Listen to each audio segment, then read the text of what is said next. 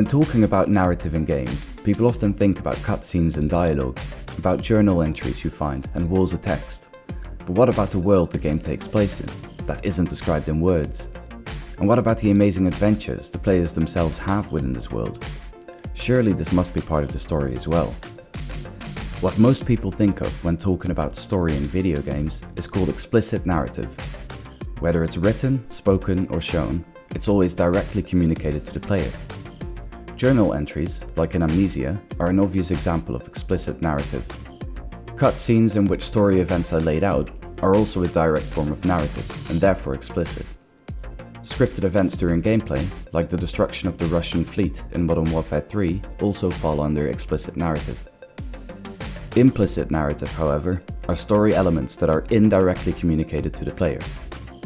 Let's look at an early scene of BioShock, as this game is a masterclass on implicit storytelling. As the protagonist enters Kashmir restaurant, the destruction of the environment shows that some form of disaster, likely violence of epic proportions, must have befallen the city. Bottles on the table, party decorations, masks, uneaten cake, they all suggest that the events were incredibly sudden, and there are no signs of evacuation or emergency measures. The banners Happy New Year and 1959 give you an exact moment in time when this all went down. Implicit narrative can also come in the form of conclusions a player can draw from the explicit narrative, but what we're mostly concerned with in level design are the visual, environmental clues that build on or enhance the explicit narrative. The third narrative type, Emergent narrative, isn't directly pre-planned by the game's designer. It's the narrative that's created by the players themselves through their interactions with the game's systems and other players. We've seen that procedural generation, when done right, can be a treasure trove of emergent narrative. In No Man's Sky, for example, any player will have their own stories to tell.